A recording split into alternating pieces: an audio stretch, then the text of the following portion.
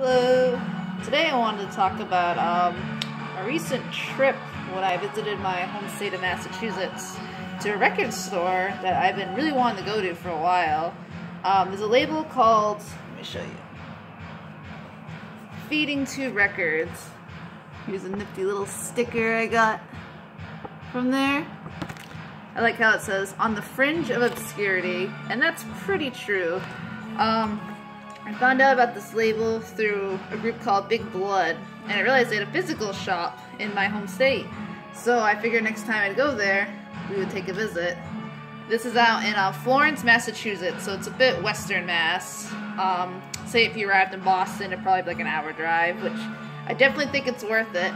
This record shop was just basically an old mill that had inside. You had to kind of find his little record shop, and this like old guy just sitting there with like a horde of records, like a small section of actually buying stuff. But it was great, and they had a lot of great stuff. Speaking of, one of the things we're listening to right now, something I picked up there, I'm really excited to have, it's the Tetsuo soundtrack. Yeah, this is great. I mean, Tetsuo, directed by the legendary Shinya Tsukamoto. The music's done by Chu Ishikawa. I'm not too good at pronunciation. Chu is also in the band Der Eisenrost and Zeitlich Vergeider. Der Eisenrost is, in my opinion, an extremely underrated industrial group. They also did the soundtrack for Tokyo Fist, and just like this soundtrack, it's very orchestral, loud, aggressive style industrial, very raw, almost music concrete style, where it's got that new Boughton feel to it, where they're basically just banging on stuff in cans and metallic sounding stuff to get that pure industrial sound, which I think sounds amazing. The soundtrack's great, the movie's great. Here's the back. Get some nice shots. There's him getting chased by the woman with the fucking machine hands. This is the drill penis. Just an abomination against God. You know, the true end game of industrial. This was released by a label called Kaiju Theater. It's kind of the only release they have besides the actual CD version, which this really is just basically the CD version put on wax. Some people think this might be a boot, but I really don't think so. I mean, I don't really have any evidence either it is or it isn't, but sounds good to me, and I love it, and I'm glad to have such an amazing soundtrack on vinyl. Okay, so the other cool thing about Feeding Tubes is they had all these areas sanctioned off of labels, which I haven't seen in a lot of record stores. And I kind of appreciate it as someone who likes to follow a lot of labels. But they had something I never expected, is they had a section for a label called Ultra Eczema. And Ultra Eczema is a fantastic, avant-garde, industrial, just electronic craziness.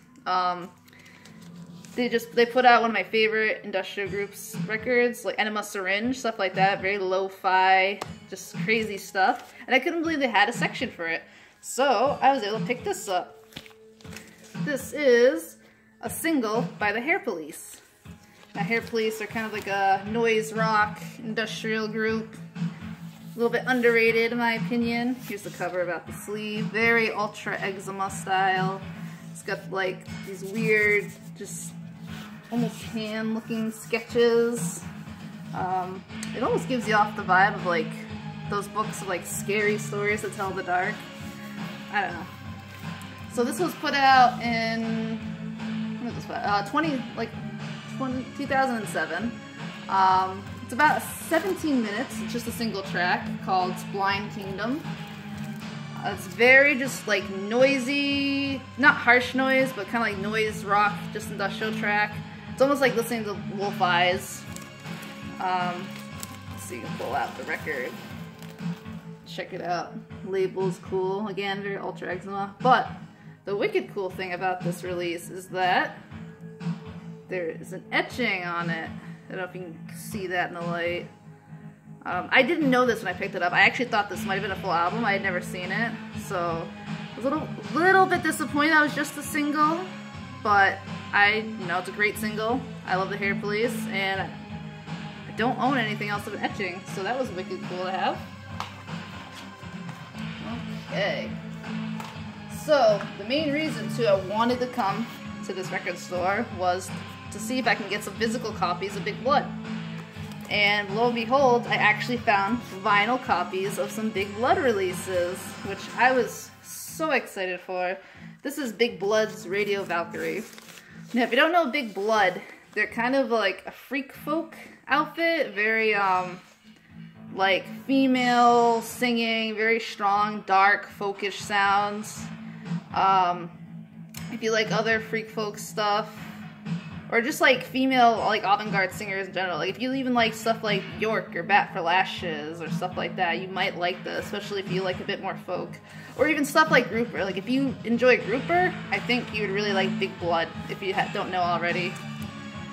That's basically what you're getting with this album, is just that really beautiful, almost like ghostly, cold female singers with, they got some chanting, some world music influences, a lot of different kinds of instruments. Some I don't even know what they are, but it sounds amazing. Let's take a look.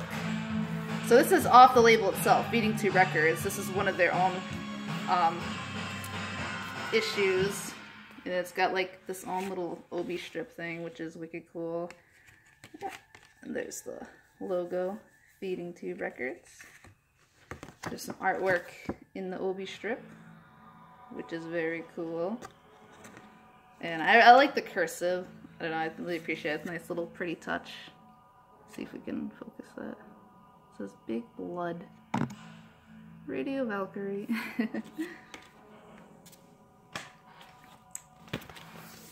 Here's the back. This is not a gatefold, but it is a double LP. Some cool labels. We got these hands. Some Big Blood tracks are even like just noise on themselves. Very interesting. I would definitely check this out if you just like avant-garde stuff in general, or just even pretty folk. This came with printed sleeves for the actual records before I switched them. Papery. They got some nice artwork and writing about the tracks. I like that. So I was very excited for that. It's another thing I was very excited for.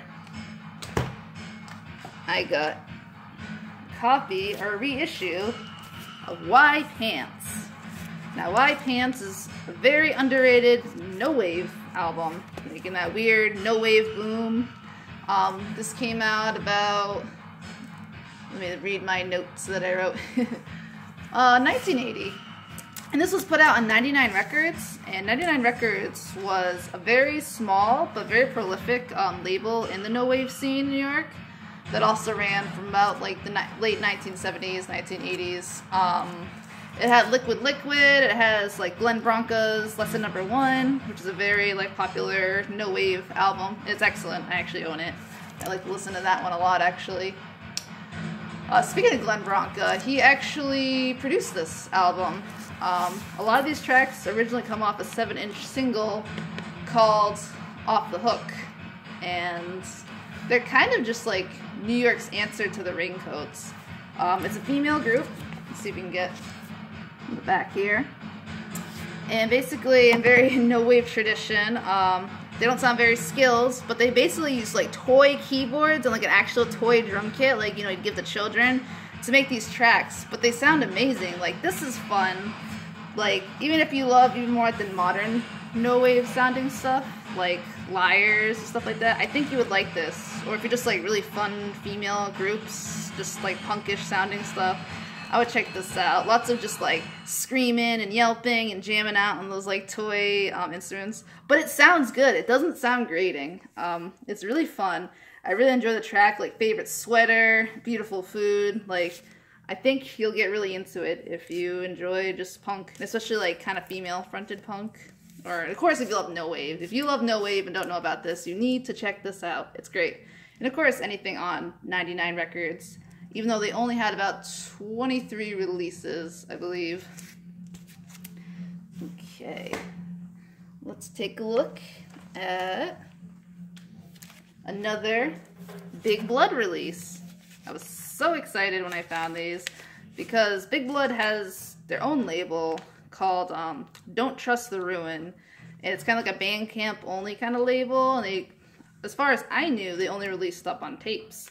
So I was kind of hoping that when going to the Feeding Tube Records, I could find like physical releases. And I did. And I didn't expect to find record releases of Big Blood. And I'm so happy. Yeah, this is Big Blood and Elliot Schwartz. And it's Ant Farm.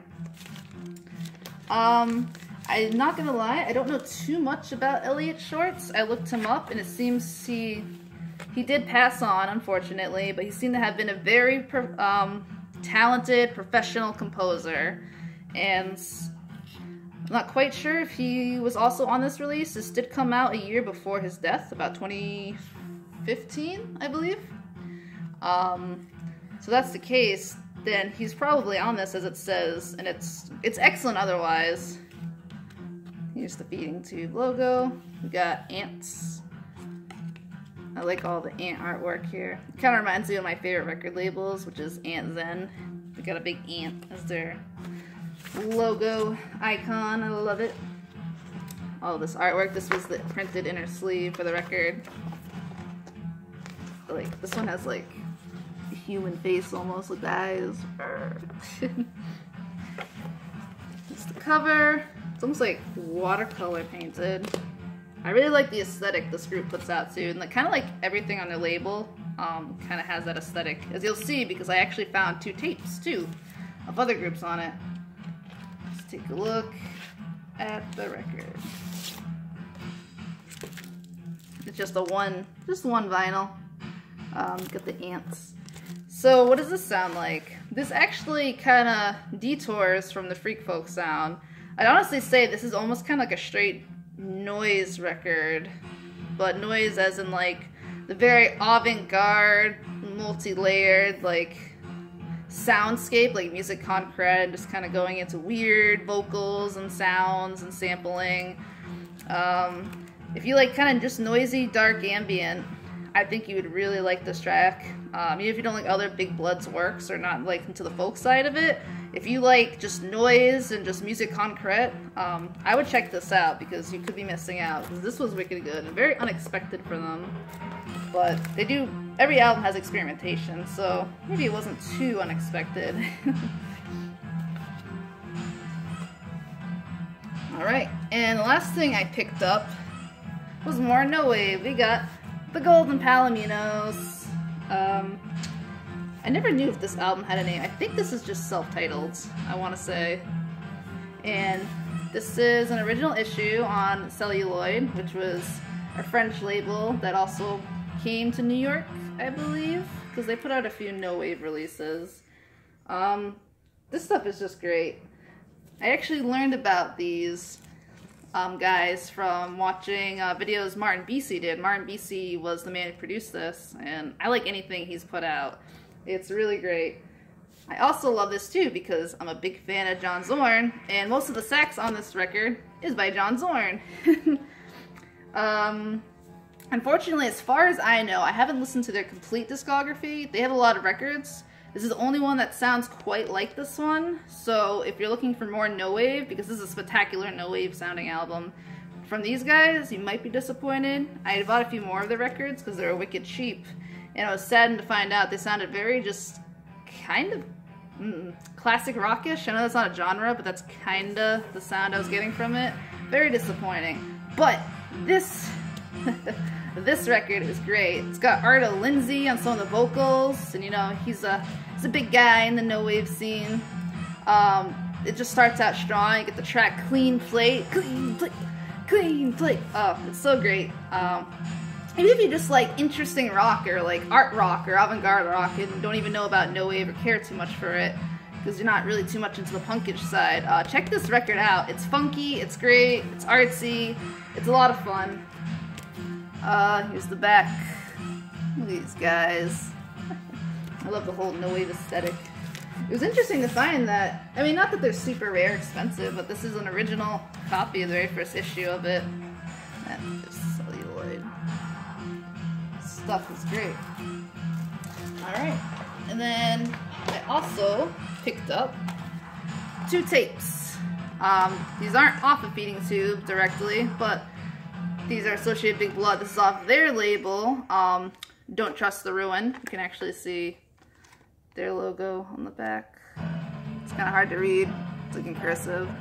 Again, as you can see, they kind of got that like weird aesthetic of like the multiple colors, lots of like teals and blues and yellows. This is an artist called Introspector 22, and this is I Can See Through the Poison. And we check out the tape. It's kind of silver. It's got the Don't Trust the Ruin logo.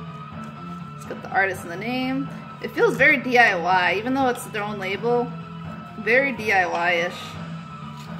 So I got the J card, little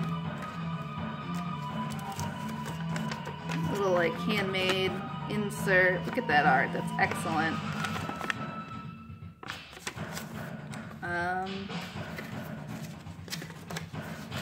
Inside of the J card, and then here it is unfolded or unwrapped. Okay. Let's check out the last one. And this is Hammer of Hathor in Sphere. Let's check out this one. Silver tape. Again, the name, the label. So what do they sound like? Again, more of the same, avant-garde, kind of folksy, world folk. Both of these artists are a bit more rockish, a little less folk, but lots of experimentation, lots of weird vocals, lots of weird funky sampling and sounds. Speaking of John Zorn, if you like any of the tapes off of his own label, I think you'll really like these guys. I like this like handmade art. Looks like a kid did it, but night. It's cute. Just information about the record. I mean the tape. Well, it is a record. It's just on tape, right? And I like the J card in this one. It's got like a handmade stamp that's kind of off-center put on here. It's very like stocky too. It's like heavy paper. Here's the same drawing of that night. That's actually the cover. It feels like charcoal based. It doesn't get in your hand though, but it feels like it. It's very cool. Very good stuff. This label itself is great, even if, again, you're not into folkish stuff, but you like rockish experimentation and weird vocals and just kind of like cold, almost ghostly sounding things. You should definitely check it out. Even if you like more noisy stuff or noise and industrial, they have a few artists and tapes that I'd like to get that are just very like noisy. There's a few groups that almost sound like folk meets a little bit of power electronics. It's great stuff. Hopefully I can pick up some more of that and talk about it in the future. Alright, so that's all I got for you from, again, Feeding Tube Records, great place in Florence, Mass. Definitely check it out. The guy seemed really nice. He was also really happy. We spent a lot of money. But yeah, everybody have a good day.